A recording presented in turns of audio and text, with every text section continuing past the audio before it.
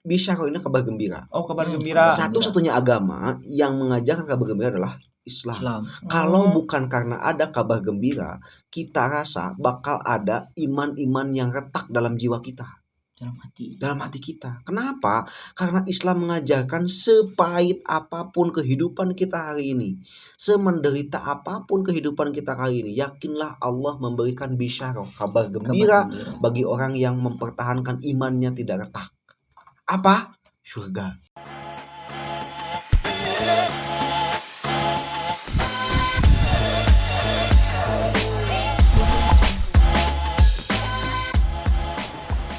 Assalamualaikum warahmatullahi wabarakatuh. Waalaikumsalam. Ramanya penduduknya. Kembali lagi ya bersama kita Ambek ya. Ambek. Selamat siang, selamat sore, selamat malam, dan selamat menjelang subuh. Dan selamat ya bagi para penonton, para pemirsa setia ya. Jumpa lagi bersama saya, tidak lupa dan tidak bosan. Saya Nyil, nama saya sekarang Uken Uken sekarang ya. Iya. Cek name Ya. Sebagai host. Uken. Oh, Uken host. Saya itu hostnya ya. Host yang bernama Unyil. Wih. Udah apa kita sekarang? Udah apa? U kuadrat. Uken dan Unyil. Siap-siapnya. Siap, yuk. Siap. Ya, jumpa lagi para pemirsa ya dengan tagline kita, tidak lupa dan tidak akan pernah bosan ya Nyil ya. Betul. Apa Nyil? Idola keluarga? Keluarga idola. Dari kisah menemukan makna berkeluarga. Alah. Yuk. Siap. Yuk bisa yuk. Jaketnya. Penonton sepi. Penonton, aduh, kok dibakar kenapa nonton dia mah? Kurang kopi. Ya. Ya, lagi-lagi ya, jumpa lagi. Kita akan kembali lagi berbincang dengan kupas tuntas sampai akar-akarnya Bung Unyil. Kan episode kemarin Nyilnya kita membahas salah satu sahabat bernama Salahuddin Al-Ayyubi. Ya. Betul. Kita membahas tuntas bagaimana faktor-faktor yang mendorong Salahuddin Al-Ayyubi itu, dan bagi yang penasaran dan belum tahu cerita singkat, padat dan jelasnya, pencet link di atas ya. Iya, betul di atas di sini. Siap. Dan sekarang kita Nyil akan membahas salah sawios. Selip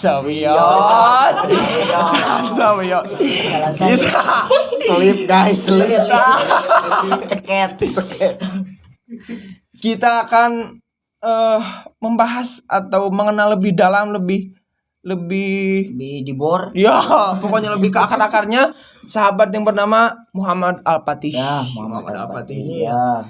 Siapa nih Muhammad Al-Fatih ini?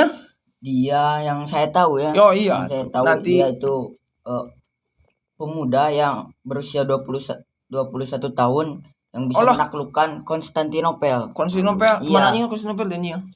Kalau sekarang tuh Turki. Oh, Turki. Iya, Turki. Istanbul. Ojil. Oh iya, siap betul. Ojil teh eta nu sok dipake eta dengan tusuk. Oh ya, kamu pakai ojil. Orgil. Acos. Pemuda 80 ya. Orgil.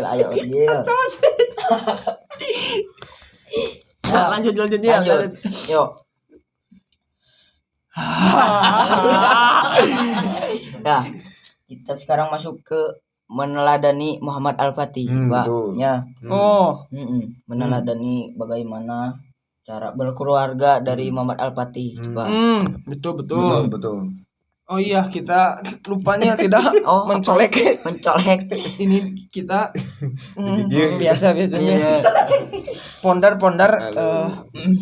bersama Kang Ajay lagi-lagi. Kita akan mengupas tuntas kisah Muhammad Al-Fatih sekarang Kang ya. Pesek abis. Kisah Muhammad Al-Fatih sekarang Kang. Ya kan? Iya Muhammad Al-Fatih. Gisat. Aduh. Gisat. Muhammad Al-Fatih Kang tah. Kan tadi De Unyil sudah menjelaskan sedikit bahwasannya Muhammad Al-Fatih itu seorang pemuda yang berhasil menaklukkan Konstantinopel pada usia 21 tahun. Betul. Mantap. Iya. Nah, kita akan lebih dalam lagi nih ya, biasa kepada Akang. Karena kita akan ingin lebih tahu Kang ya, tapi tepatnya bagaimana sih faktor-faktor faktor-faktor yang bisa nyil itu nyil. faktor dah. Oh iya tanya. Ya.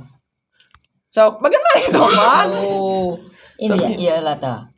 Kecintaan pada Rasulullah. Oh. Iya. So, bagian unyil apaan? Kohos. Iya, lanjut. So, Kecintaan pada Rasulullah. Nah, bagaimana itu faktor-faktornya? Faktor apa yang membuat Muhammad Al-Fatih menaklukkan Konstantinopel? Itu. Jadi faktor nate salah nulis sih nama eta mah nulis. Tipe berurutan biasa. Yusuf salahnya. Ya. Kru yang bertugas ya Kang. Aduh. Ini faktor apa yang bisa kita ambil dari kisah Muhammad Al-Fatih. Ih, urang apanya? Ada urang menyeun. Iya. Nyusuna Gilang salah tadi jangan. Nah, faktor yang pertama adalah kecintaan kepada Rasulullah SAW. Jadi mustahil perjuangan itu datang kalau kita tidak mencintai sang pejuang pertama, penegak pertama Al-Quran adalah Rasulullah SAW. Gitu. Jadi kalau mau seperti Muhammad Al-Fatih, kuncinya yang pertama adalah kecintaan kepada Rasulullah SAW, kecintaan kepada sirah nabawiyah. Kenapa? Karena orang-orang hebat itu selalu terinspirasi dari dua hal. Satu, orang yang dekat dengan Al-Quran. Dua, dia yang belajar tentang sirah nabawiyah. Sejarah Nabi. Kenapa? Karena orang yang cinta terhadap Al-Quran, dia menginstal ruh di dalam jiwanya Al-Quran. Iya. Yang kedua, dia yang mencintai sirah nabawiyah atau sejarah. Karena di sejarah inilah Al-Quran dipraktekkan dalam bentuk sebaik-baiknya. Gitu. Dalam bentuk sebaik-baiknya. Jadi di zaman itu install Quran di hatena dipraktekkan ku generasi terbaik. Ku zaman sahabat. Jadi kita kalau ingin menjadi generasi pembebas, penakluk diantaranya, pertama pelajari Al-Quran, yang kedua pelajari sejarah atau sirah nabawiyah. Bagaimana Al-Quran ini hidup dalam kehidupan sehari-hari masyarakat, sehingga kita menjadi pemuda penakluk, bukan gitu. Pemuda idangan.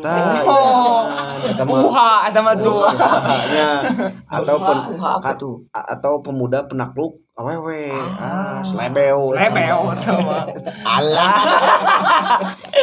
Gitu kan. Nah, iya Kang, sebelum jauh ke sana ya, saya pernah mendengar gini nih ya. Pernah. Oh iya silakan. Kita buka namanya. Iya. Yuk lanjut.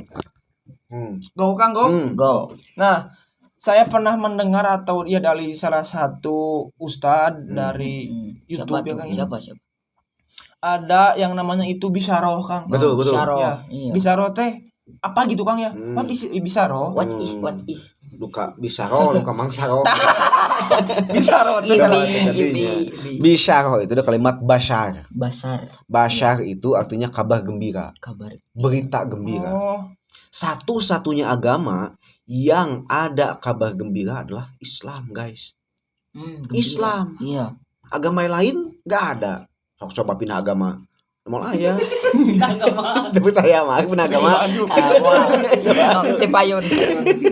Teriak pindah deui ge. Apirang minat.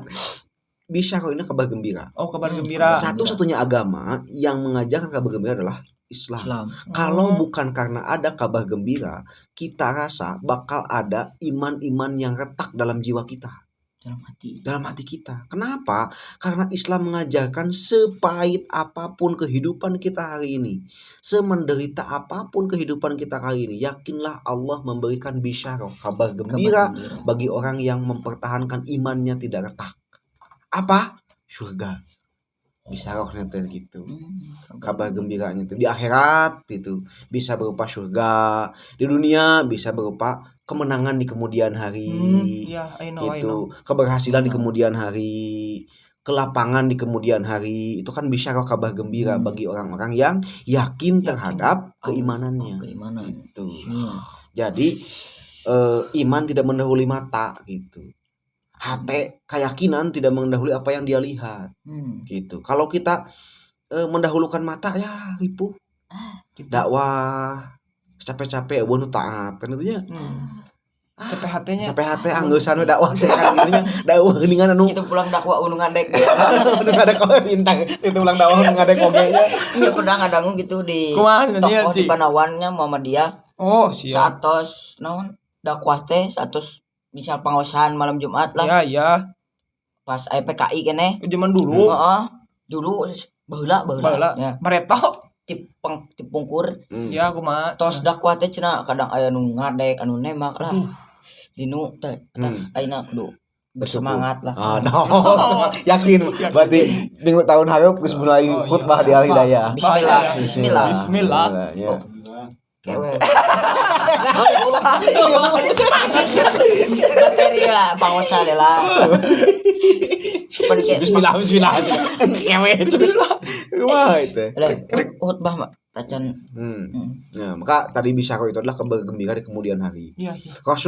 Kabar gembira ini, mohon maaf ya, kabar gembira ini disampaikan pula oleh Rasulullah SAW bahwa Rasul memprediksi di kemudian hari ada kabar gembira buat umat Islam. Apa tuh? Apa cenah? Yakni penaklukan kota Konstantinopel. Oh, Rasul pernah berkata. Itu jauh-jauh hari ketika peristiwa perang. Sebelum Muhammad Al-Fatih menaklukkan Konstantinopel dan yang menginspirasi Muhammad Al-Fatih untuk menaklukkan Konstantinopel adalah Bisyarah itu. Kabar gembira itu. Yang membuat iman itu lama berdenyut dalam hati kita, panjang nafas perjuangan kita, luas hati kita dalam perjuangan, itu adalah bisyarah diantaranya. Gitu. Napas energi berjuang tergede ku sahabat naon bisyarah dikejar bukan apa yang dia lihat dari manusia, bukan hasil yang dia lihat dari manusia. Udah capek atuh dakwah karena ningali manusia masuk. Dakwah capek-capek sajam kan. Beli dakwah nama bismika Allah. Nilakon. Bismika Allah saking ku tenangna di masjid di tengah. Nepi ka kieu pernah ngadang ka ujang ceramah mending ngeunaheun cenah. Saking ku ngeunaheuna mama ketibrak. Allah. Geus emang beres. Urang teh geus tos carios langsung bismikakeun. Dikungkeun begitu datang geus geus ieu bismika. Paling pahalanya bagi dua yang temok mun gitu. Nyender gitu ya. Maka itulah bisyarah. Apa bisyarah Rasulullah SAW adalah tadi bahwa suatu saat Islam akan sampai ke Konstantinopel. Dan peristiwa itu tahu gak? Disampaikan ketika perang Khandaq. Iya. Oh, jauh-jauh hari. Perang Khandaq tuh yang buat parit itu. Buat parit, buat susukan gitu ya. Lalu di kita itu buat apa? Susukan. Sungai. Kamalir. Susukan. Ketika perang Ahzab dan itu tahu gak respon orang ketika Rasul mengucapkan kalimat bisyarah itu? Responnya apa? Orang yang kayak gimana Pak? Responnya kan ada orang yang yakin terhadap bisyarah Rasul. Imannya bagus. Ada yang imannya lemah. Imannya lemah itu imannya setengah-setengahnya. Benar tuh sih Rasul ngomong gitu. Benar tuh sih. Nah, kebulak kebalik. Kebulak angin gitu ya. Yang ketiga ada orang yang imannya yang orang kafir. Yahudi. Yang dia tidak percaya terhadap bisyarah Rasulullah SAW. Satu waktu ketika Rasulullah membuat parit itu, kan beletakannya ada mau parit teh. Beletakan batu unggul gitu nya. Batu terus kemudian tanah anu lega. Bayang 10 meter atuh luasna. Tong dibayangkeun tanah jika di dieu. Tong dibayangkeun jika di Panawan, dibayangkeun jika di Garut. Nya babari mencoge. Itu nya di Arab empan ku tanah naon? Tanah liat.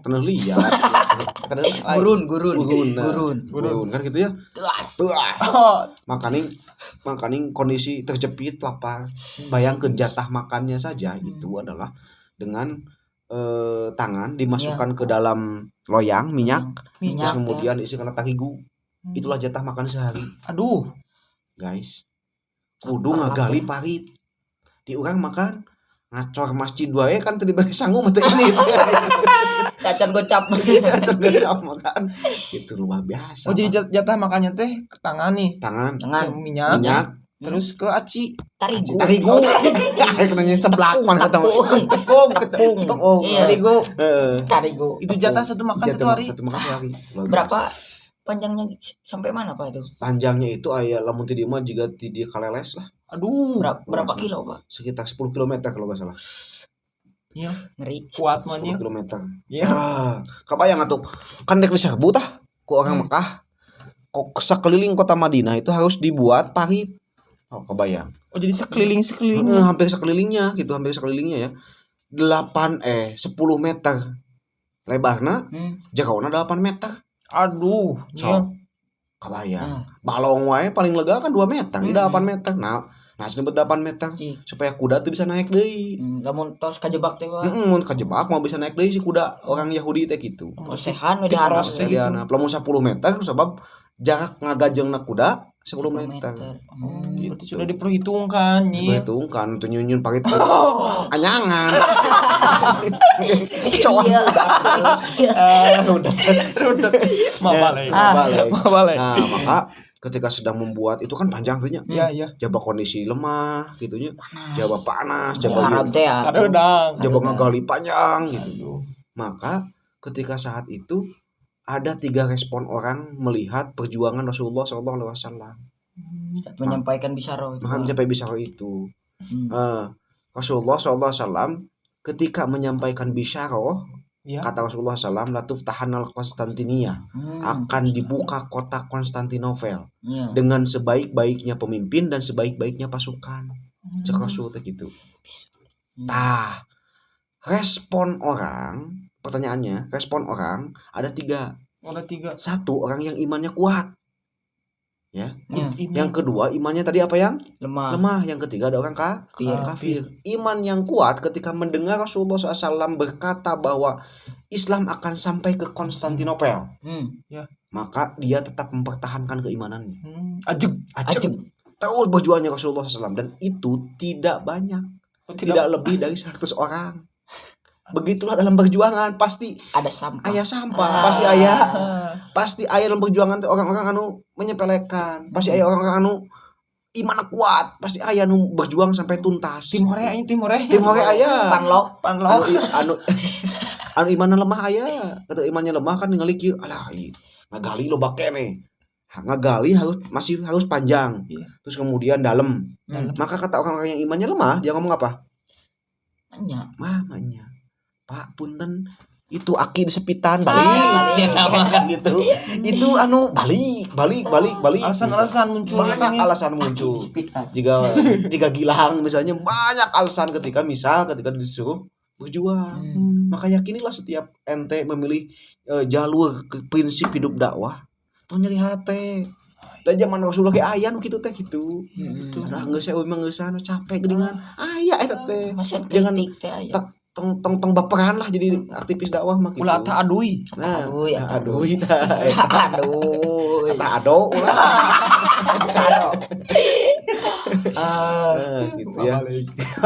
Udah ya.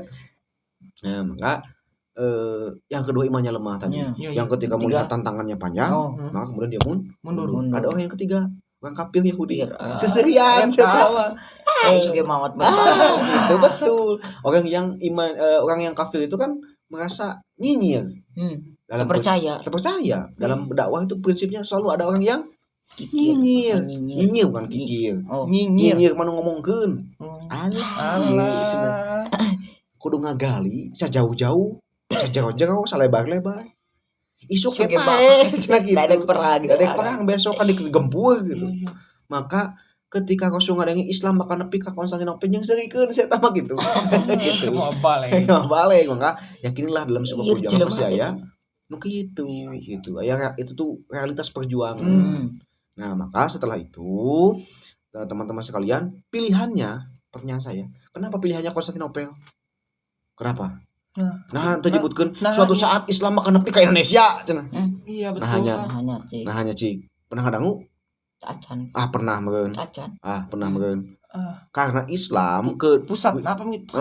Betul. Karena Islam ke bagian selatan, ke Bizantium, ke Persia, tos sebar rata tinggal Islam yang sebelah sini nih acan teh gitu, yang tempatnya belah kulon, yang tempatnya ya sebelah timur, yang tempat yang pusatnya adalah Konstantinopel. Bagi Rasulullah pernah kadinya acan pernah gitu.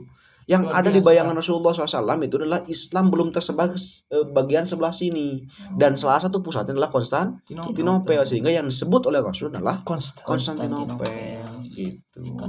Turki. Nah, akibat Istanbul. Akibat dari apa tadi? Akibat dari bisyarah ini, kemudian ada sosok bapak nih. Lagi-lagi bapak milenial gitu. Tapi ini bukan bapak milenial, bapak Murad namanya. Dan namina bapak teh Sultan Murad. Bapak Muhammad Al-Fatih. Itu bapaknya teh Sultan Murad. Raja apa itu? Dan namina ke Sultan. Sama kanan main kecatur. Ayah raja ya Muhammad Al-Fatih, Muhammad Al-Kuncung. Cuma balik. Jangan nyari untu ya, abak-abakan. Kudat. Semua balik. Semua balik. Kan podoin nanti Sultan Murad bapaknya gitu kan. Nah, bapak yang sangat mencintai Rasulullah SAW tadi faktornya. Saking cintana bisa rohna wae dipikasep. Catat Bukan hanya sifat yang ingin dia tiru, bukan hanya akhlak yang ingin dia teladani, bukan hanya pemikiran yang ingin dia duplikasi, tapi dia sangat mencintai bisyarah, sesuatu yang belum terwujud yang pernah dicita-citakan oleh Rasulullah SAW. Jadi agak dikit nyambung ya dengan kisah Al-Ayyubi, Kang ya. Betul. Kan kalau Bapak Kang Ayyubi Bapak Kang Ayyubi. Kudet dia aja. Minum. Bapaknya Salahuddin Ayyubi mah dengan cara mencari mentor. Betul. Untuk guru. Ya, sama caknya. Untuk guru. Nah, yang ingin saya tahu apa yang dilakukan oleh bapaknya Muhammad Al-Fatih ini gitu. Maka tadi yang dilakukan Muhammad Al-Fatih adalah satu, dia sangat mencintai bisyarah. Ya, yang kedua, dia mencarikan mentor tadi tersebut. Iya. Ya, kena briefingnya. Jadi bukanlah mentor. Kalau Salahuddin Ayyubi mah milarian guru, lamun ieu mah milarian mentor. Jadi kalau Salahuddin Ayyubi mah yang dibentuk adalah sistem pendidikanana, dikondisikan gitu. Kalau mau dia menyiapkan orang khusus gitu. Khusus berambisi, berekspektasi tinggi terhadap anaknya bapak nanti gitu. Terlatih itu Pak. Kebeakan terlatih gitu. Kagoknya menaklukkan Konstantinopel gitu. Yang mewujudkan bisyarah itu.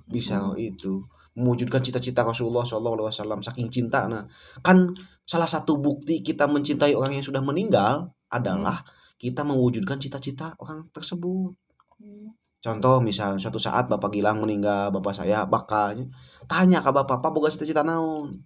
Misal Bapak Gilang teh yang umroh, maka suatu saat itu ketika Gilang cinta ke bapak, maka harus diwujudkan itu umroh itu gitu bisa. Berarti bapaknya Al-Fatih sudah mencoba untuk Bapaknya sudah mencoba untuk menaklukkan Konstantinopel tapi gagal wae. Gitu. Kudu kumaha, maka dia bercita-cita untuk menyiapkan generasi anaknya. Dan yang disebut-sebut anaknya, bapaknya. Padahal yang tadi kata Fahri, kata Uken. Salah kayaknya. Jadi kata Uken tadi, jadi bapaknya pernah mencoba untuk menaklukkan Konstantinopel, ibarat batu meletak ke bapaknya tepepus kene. Meletak ku akhirnya tepepus kene. Tiba-tiba batu itu kan mulai ketak dibeledageun ku Muhammad Al-Fatih. Finishing deui gitu. Jika kemari. Maka Muhammad Al-Fatih ini kembali tadi, kalau Salahuddin Ayyubi itu di sistem yang dikondisikan di podcast yang lalu. Lamun kalau Muhammad Al-Fatih itu yang disiapkan adalah pribadi atau individu khusus eta mah gitu. Raja menyiapkeunana gitu. Namun tadi kalau Salahuddin Ayyubi mah karena beliau bukan terlahir dari orang terpandang Muhammad Al-Fatih, maka Salahuddin Ayyubi itu kan yang dicarikan oleh ayahnya tuh guru. Tapi karena Muhammad Al-Fatih ini bapak anak sultan, raja maka dia menyiapkan mentor. Apa bedanya guru dan mentor? Tah eta. Boleh diteruskan. Nah, dalam pendidikan ketika seorang anak mencapai usia 15 tahun atau sampai usia 10 tahun. 10 tahun ya? 10 tahun. Ketika akalnya sudah aktif logis dalam berpikir, ketika akalnya sudah mulai digunakan dalam menerima ibadah. Ya. Terus saya mikir. Di 10 tahun kan mukallaf. Mukallaf itu artinya adalah sudah siap menerima hukum. Ya sudah tahu mana baik dan buruk kan dia. Akhir balik sudah wajib sholat. 10 tahun mah. Lamun 10 tahun tidak sholat kan cepet kan dia kakina. Maka di usia 10 tahun yang dibutuhkan oleh anak itu bukan lagi guru yang paling terpenting, tapi mentor lah. Tapi 0 sampai 5 tahun yang dibutuhkan oleh anak adalah ibu. Ibu di situ main peran. Ibu main peran lebih deket lengket jeung indung teh gitu. Karena apa? 0 sampai 5 tahun yang dia dibutuhkan adalah kasih sayang, pondasi kanyaan. Dalam hidup dia ada orang yang mengasihi, menyayangi, indung. Meneneni, mengasih sayangi bisa. 0 sampai 5. 0 sampai 5 tahun mengasihi, meneneni. Aduh. 0 sampai 5 tahun anu ngasihi anu nyayang matak lamun budak 0 sampai 5 tahun melekat ka ibu tong disalahkeun. Karena emang itu pondasi pendidikan. Kuduna kitu. Ulah banget teuing lamun budak kapetan ka batur. Sabab naon suatu saat dia bingung siapa sosok yang benar-benar nyangkut gitu. Ya. Gugep usaha we asup misalnya. Dinasihatan ku si itu asup, dinasihatan ku si asup. Nah, jadi dia tahu ring satu yang harus dia hormati adalah ibu. 0 sampai 5. 5 sampai 10 ibu mundur selangkah. Bapak maju. Bagi peran. Di 5 sampai 10 tahun bapak nu maju, bapak nu sering dekat interaksi dengan anak. Supaya naon bapak lah yang mendidik maskulin. Maskulin teh gagah, berani ngambil keputusan, kulitna kesenteng hideung, pantes bapak peul gitu. Bapak dia tahu ternyata dalam kehidupan itu tidak hanya perasaan yang diutamakan tapi harus juga memecahkan masalah atau kehidupan itu harus dengan unsur logika. Logika itu dari siapa datangnya? Ti bapak. Indung perasa. Ayah logika. Anak belajar perasa dari ibu, belajar logika dari ayah. Lamun budak anu perasa teuing, peran bapak anu munur berarti eueuh. Lamun budak logika teuing berarti indungna eueuh eta teh kitu. Kitu we katingali perkembangan anak mah gitu. Berarti lamun si bapak terlalu mundur, ngageblay teh budak teh. Itu juga ibu-ibu teh ya, budak senajan budak lalaki ge. Apa tuh? Kieu ngageblay gitunya kan gitu. Ngomongkeun batu. Lencing ngomongkeun. Gitu kan. Keur eunteng ieu mah. Kan gitunya. Nah, itu lamun peran bapana eueuh. Tah di 10 tahun bapak dan ibu mundur selangkah. Yang harus maju adalah mentor dia yang ngasih arahan tentang kehidupan pribadinya. Ilmu apa saja yang harus dia kuasai. Kata Nakuib Alatas, ilmu itu dibagi 2. Nu kahiji ilmu fardu ain, nu kadua ilmu fardu kifayah.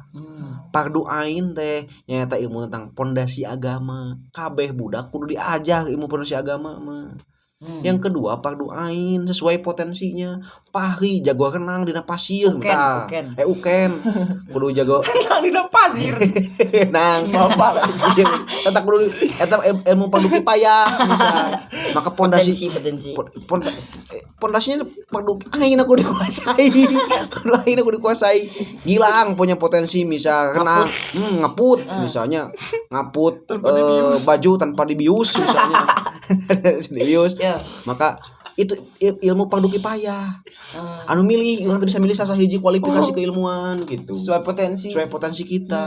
Ngat ilmu fardu ain kudu dikuasai kabeh. Ilmu tentang Quran terutama. Aya di urang tanyakeun budak, naon euy kuliah jurusan ekonomi lah supaya bisa usaha. Pondasi agama teu dibikeun. Eta mah ilmu ekonomi mah ilmu fardu kifayah. Ilmu fardu ain ilmu pondasi agama. Ketika pondasi agama ilmu geus seseg dek jadi naon wae ge si eta mah mawa ieu gitu. urang mah loncatnya gitu diajar teh fokus kada karena ilmu fardu kifayah gitu guys. Fardu ain eueuh maka itulah tenang ilmu fardu ain ilmu fardu kifayah diajarkan oleh mentor. Stepna lamun diajar ilmu agama teh naon wae heula.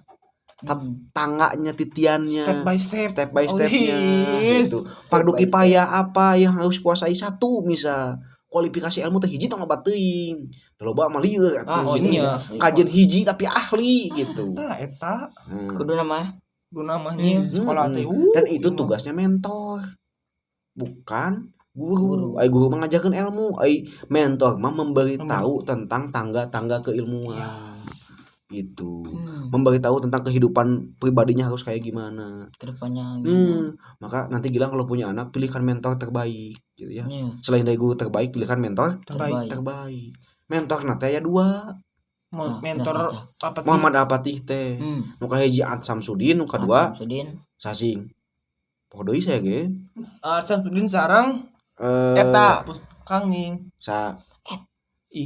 aduh lupa lagi saya teh pokoknya nama 2 ya pokoknya nama saja googling lah googling dari saya berjalan dari Ad Samsudin itu belajar tentang ilmu Quran dari Ad Samsudin sehingga tadi nanti ketika Muhammad Al-Fatih mentok untuk menghancurkan Konstantinopel Ad Samsudin yang datang gitu yang mentornya yang kedua itu dia yang mengajarkan tentang Sirah Nabawiyah.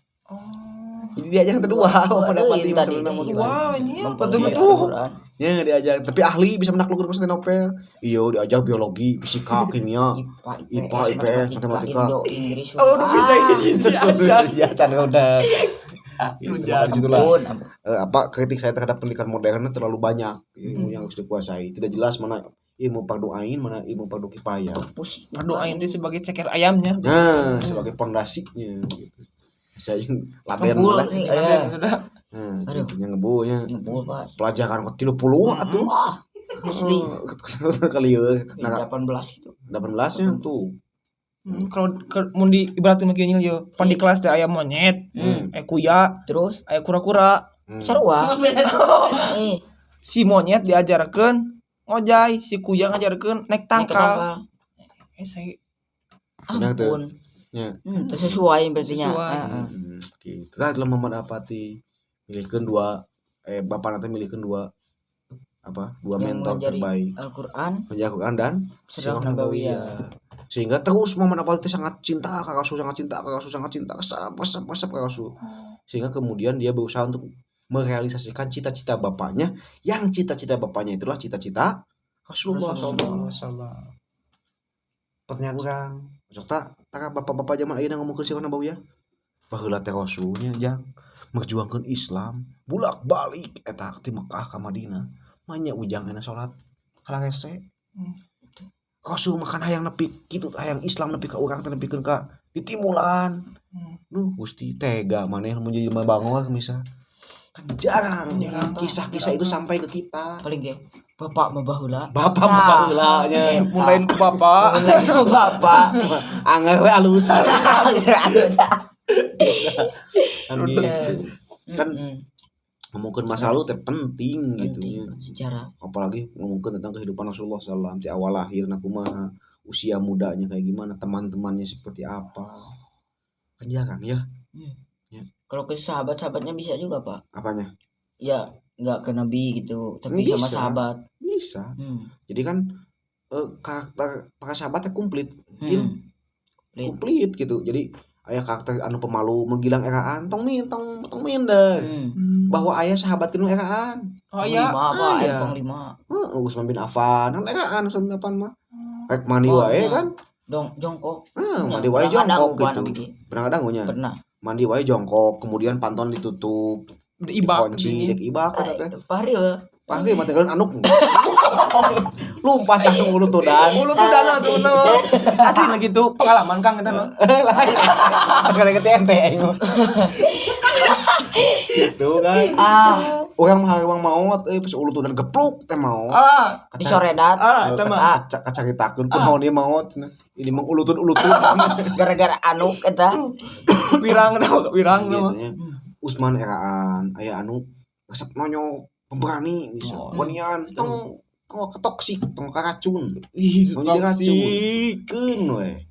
Ulah kagede amak ka budak teh nya jadi indung teh jadi bapa teh keun sabar doakeun we sahabat aya juga gitu. Jangan pernah berhenti berdoa untuk anak kita. Tuh. Sebab bisa jadi di antara yang menjadi penghalang anak kita baik adalah amarah kita kepada anak kita. Itu pemirsa. Tuh.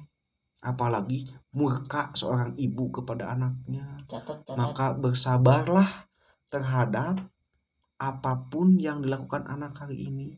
Kita tidak pernah tahu kelak anak kita jadi apa. Berdoalah sebaik-baiknya dalam sholat, terutama tahajud.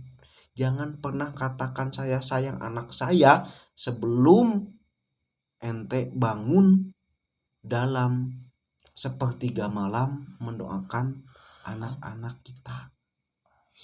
Di standar bagi saya can disebutnya bener ke budak lamun can pernah hudang tahajud ngadoakeun Robbi habli minas sholihin bagi mihapekeun ka Allah kayak nyah dulang lamun saukur apa nyah dulang Kang nyah dulang formalitas nyah dulangnya anu ngogo tapi teu ngadidik gitu nyah dulang namanya teh nyah dulang namun nyah bagi nyanyi nyah dangdut kan dulang dut dangdut gitu. Lamun Mang Haris mah lain nyarah dua nyah gilang gitu. Gilang. Unyil. Nyah unyil. Gitu. Luar biasa. Tirisnya. Bisa bangun itu ya gitu Kak itu tim. Kru bang tugas. Bismillah. Ya tapi ya mantap. Nah, naon cenah ayeuna? Lanjut penaklukan Pak. Penaklukan. Alah, aku mah penaklukan atas lagi. Penaklukan Konstantinopel. Gimana itu? Ceritanya. Aduh, pode gitu teh. Tuh. Ya. Jadi penaklukan Konstantinopel. Penaklukan Konstantinopel itu kan setelah tadi ayahnya mempersiapkan mentor. Kemudian di umur 19 tahun dia sudah menjadi sultan. Sudah menjadi raja 19 tahun. Hari seberapa tahunnya? 20 can dipercayanya sinya penganaon gitu acan Muhammad Al-Fatih 18 tahun tah geus dipercaya ku bapakna menjadi sultan karena ayahnya meninggal.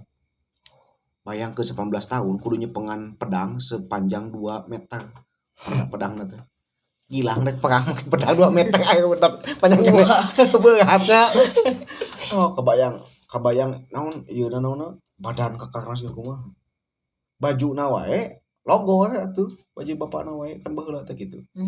Sampai kemudian di umur 21 saking banyak latihan terus kemudian latihan strategi perang kemudian dia berusaha untuk menaklukkan Konstantinopel dengan cara jalur apa sih? Jalur dalam. Nyu apa orang dalam deui wae. Dengan cara jalur udara. Kenapa? Karena Konstantinopel kan ini Konstantinopel nih. Konstantinopel. Jalur menuju Konstantinopel itu kan aya lautan. Ketika melewati lautan, itu kan sudah disiapkan alat getar, alat pendeteksi. Alat mendeteksi di kerajaan Konstantinopel teh supaya ketika orang nu asup ka dinya teh atingali cai usik kitu tah. Maka jalan cai moal mungkin cuma mendapati teh. Yang kedua, jalan darat agali moal mungkin. Itunya desa tembok situ kokohna. Sijinya jalan jalur udara. Anu sesuatu nu moal dipikiran ku musuh. Oh, berarti Bapak dan yang sebelum-sebelumnya yang ingin menaklukkan Konstantinopel teh sudah mencoba jalur darat, udara. Sudah mencoba jalur darat dan jalur laut. Berarti belum ada jalur baru. Belum pernah jalur ke jalur udara. Karena mohon maaf, bingung kumaha carana jalur udara. Muhammad Al-Fatih dia memiliki ide itu dari mentornya. Salah satu ilmu tadi fardu kifayah yang dia kuasai adalah ilmu fisika. Itu. Jadi pintar ngitung kecepatan massa, pintar ngitung X kali X pangkat 2 sama dengan Y sama dengan double W misal. Kuadrat dan U kuadrat. Kan gitu. Itu untuk mengukur kecepatan massa sehingga kemudian yang dilakukan oleh Muhammad Al-Fatih adalah dia memikirkan menyerang sesuatu yang tidak pernah dipikirkan oleh musuh. Oh iya betul. Maka satu tips dalam perang itu adalah berpikirlah sesuatu yang di luar logika dan pemikiran musuh gitu. Maka dia memikirkan untuk melalui jalur udara dengan cara pakai meriam. Meriam, kapal, aya pesawat Sukhoi Pasalam. kapal Sukhoi apa kapal Sukhoi? Mau pasakan Sukhoi. Suki.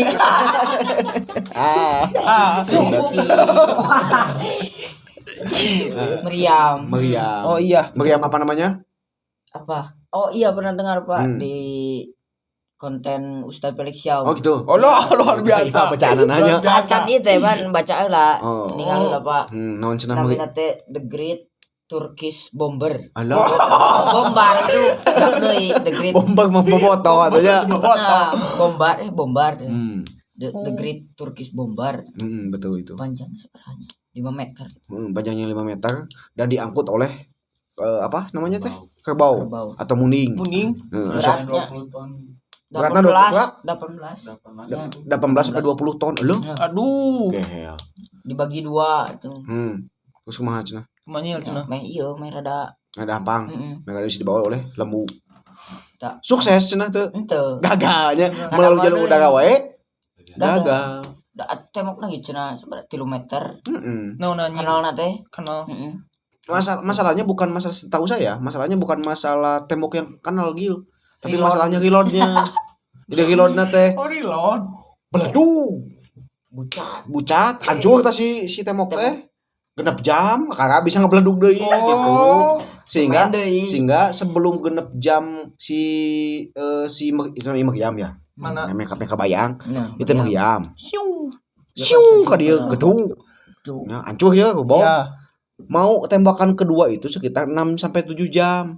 Bahkan sampai 8 jam reloadnya teh sehingga kemudian ketika ini menunggu supaya bisa mengeluarkan tembakan lagi iya keburu diomean deui ini keburu bagus deui tembakan deui gitu berperan siap antisipasi gitu sehingga kemudian beberapa kali melakukan tembakan meriam itu gagal menembus tembok Konstantinopel padahal pasukan geus capek geus lelah atuh sok Konstantinopel teh meriam teh panas atuh sok ngejleburna teh itu isan cenah aya kulkas bingung digelodong kuase hese beli kulkas eueuh can teu make tiis kulkas nage baheula meureun gitu maka maka reloadnya itu 6 jam sehingga kemudian keburu musuh itu memperbaiki temboknya sampai pada akhirnya Muhammad Al-Fatih sempat dihinggapi rasa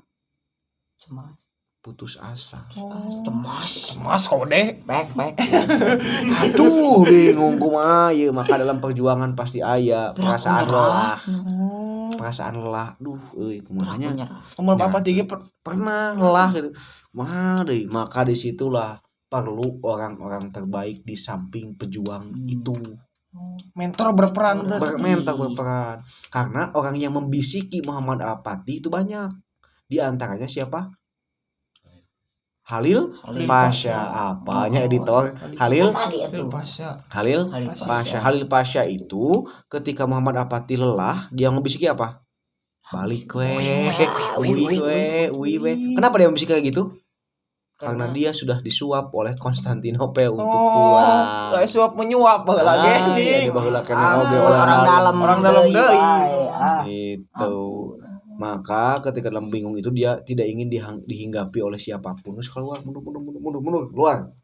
Bijikan dia untuk merenung dan tahajud waktu malam.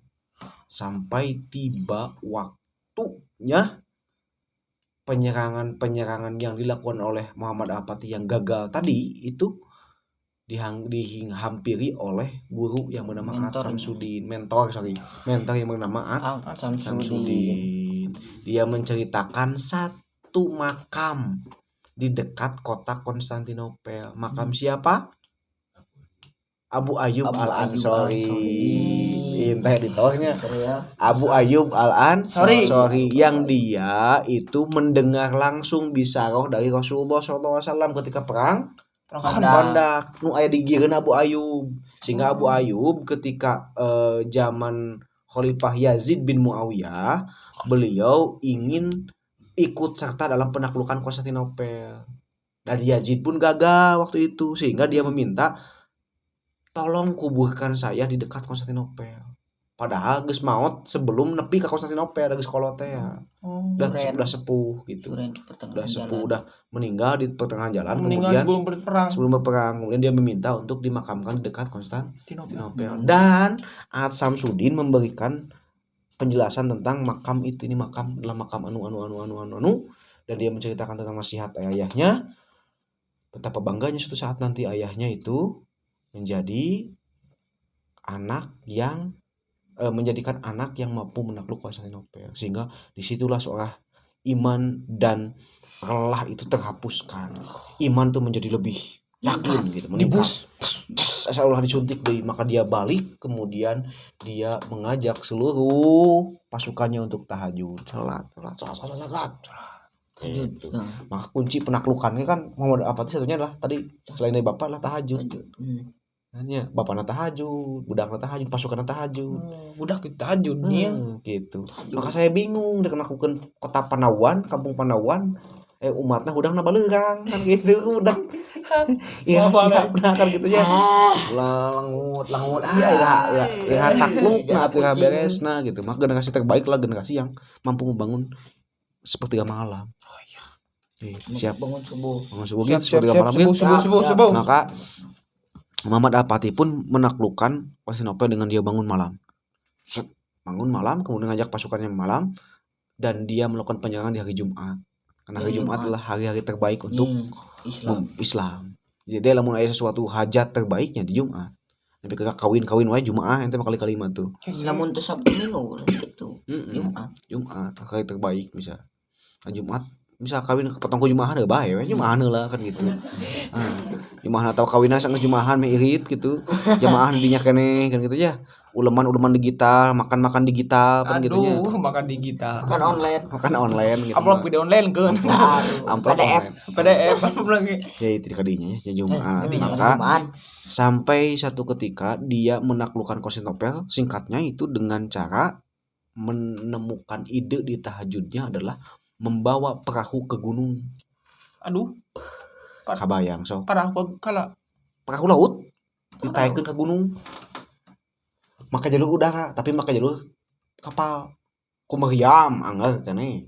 Maka caranya adalah dengan membawa perahu naik ke atas gunung ya. Gunung tah. Dibokong Pak gitu. Dibokong ditaikeun ka luhur, mau perahu anu bertonton coba bayang. Seberapa perahu tah? Ya deui perahu mah apa begenya. Detailnya saya gak terlalu mempelajari ya detail perahunya berapa. Perahu itu dinaikkan ke gunung. Coba tuh nu gelo. Bakal aja buat gitu. Gitu. Aduh, cek musuh naon ieu, musuh ngomong naon sih. Alah, mana eta cenah. Naon eta cenah. Geus bingung lero. Geus bingung ngabandungan. Alah, cenah ieu cenah maksudnya. Geus teu hati deui cara mikirna kan gitu nya. Begitulah dalam panglima perang. Tadi berpikir di luar logika musuh. Dan maka jalur darat pas antisipasi. Iya, digali ya, antisipasi. Meriam atos. Maka si perahu ditaikeun ka luhur. Dalam waktu beberapa malam eta pasukan nanganya ka luhur. Maka di luhur sawabu gunung digolosorkeun tobros ka Konstantinopel. Kopros, terjadilah peperangan, semua pasukan bisa mengepung ke sana, dan kata Muhammad Al-Fatih aman, sing saha jelema anu tidak melakukan perlawanan maka aman. Maka ketar-ketir tak aja terus kieu ngahodod. Dijawab gitu. Maka ketar-ketir dia melepaskan jabatan sebagai rajanya dan menyerahkan kota Konstantinopel kepada Muhammad Al-Fatih. Iya. Oh ini ada gereja apa tuh di sana? Ada gereja namanya Hagia Sophia namanya. Gereja Hagia Sophia. Gereja Hagia Sophia ini dimasuki oleh Muhammad Al-Fatih, dan kemudian ketika awal masuk dia menyuruh untuk semua pasukannya menutupi melumuri patung Yahudi, Bunda Maria Yahudi itu dengan lumur tutupan cenah, da bola mah aya khosim atuh. Maka aku letak tutupan diaci gitu nya. Tinggal apa di ayeuna ku kain Pak ya. Anu ku kain, anu ku letakkan gitu ya. Kain tutupan, kemudian patung-patungnya disingkirkan, Muhammad Al-Fatih maju masuk ke depan, dan kemudian dia membuka mahkota rajanya, topi saya bunda membuka topinya, membuka mahkotanya, kemudian dia simpan, dia membawa tanah di Hagia Sophia itu, kemudian dia menaklukkan tanah itu di atas kepala diperlukin. Dia ngomong naon cing apa yang lebih mulia dari saya itu Rasulullah SAW. Jadi demi Allah bahwa apapun yang saya lakukan demi kecintaan saya kepada Rasulullah SAW. Masya Allah, tabarakallah. Saking cinta ke Rasulnya. Maka kata Rasulullah SAW kan di akhir kehidupan Rasulullah SAW kan, saya mencintai sahabat saya. Siapa sahabat Rasul? Dia yang tidak bertemu dengan Rasul, tapi dia mengimani dan mengagumi Rasulullah SAW. Suatu saat nanti di Telaga Kausar kita meminta pertolongan dari Rasulullah, ya Rasulullah, ya umat abi, hal anta umati, Rasulullah, umat abi ya naon, kasih minum. Luar biasa perjuangan Rasulullah SAW. Maka pelajari lebih banyak tentang Sirah Nabawiyah ya, supaya lebih terinspirasi betapa perjuangan orang-orang terdahulu dulu. Repot. Gak ada pejuang-pejuang yang dicatat oleh Islam yang dia hanya mementingkan kehidupan pribadi. Gak ada pejuang dalam Islam yang dia hanya mementingkan kehidupan untuk dirinya sendiri. Pejuang-pejuang Islam itu selalu berpikir bagaimana agama ini tegak di muka bumi. Gitu. Ya. Sisakeun file dalam kehidupan orang, sisakeun tenaga, sisakeun waktu, sisakeun pemikiran, sisakeun materi untuk agama ini. Ulah tenaga sesa, waktu sesa, duit sesa. Berarti agama nomor sekian. Maka sisakan, jatahkan pikiran kita, jatahkan waktu kita, jatahkan harta kita, jatahkan pemikiran kita untuk memikirkan Islam. Sehingga kita insya-Allah menjadi sebaik-baiknya generasi. Sekalipun kecemerlangan itu tidak dapat diraih oleh kita berdoa mudah-mudahan kelak oleh anak cucu kita. Amin. Dan anak cucu kita bercerita bahwa kakeknya dulu, bapaknya dulu adalah salah satu barisan orang yang memperjuangkan Islam. Maka pentingnya ngariung ngaji teh gitu. Pentingnya belajar bareng teh gitu, saling menguatkan. Kita satu barisan, kita bersikap yang sama, kita bertujuan yang sama, menegakkan Islam di tempat tercinta. Alah, penting teuing yang. Ya. Alhamdulillah. Jadi untuk kacageurnya. Wah, aman. Aman. Cukupnya? Cukup. Wih, akal-akalnya itu. Kupas tuntas. Pesek abis jam silet itu menyel. Jam silet. Luar biasanya ya. Ngeri. Ya, Kang. Closet saja. Closing. Oh iya, Closing saja. Ya, mungkin terima kasih kepada Akang ya yang telah Akang yang telah menyampaikan ya beberapa hal tentang Muhammad Al-Fatih. Oh iya betul. Dan terima kasih kepada kru-kru yang bertugas di belakang tuh. Terima kasih juga. Sudah. Terima kasih semuanya. Terima kasih kepada para penonton setia dan tidak lupa untuk menonton sampai habis ya. Kita jumpa lagi di episode yang akan datang dengan host dan co-host yang tetap sama dengan suasana yang akan berbeda tentunya. di channel Bapak Milenial. Saya Uken izin pamit undur diri. Dan saya Unyil izin pamit undur diri. Kami duet U Kuadrat izin pamit undur diri. Jumpa lagi di episode yang akan datang. Assalamualaikum warahmatullahi wabarakatuh.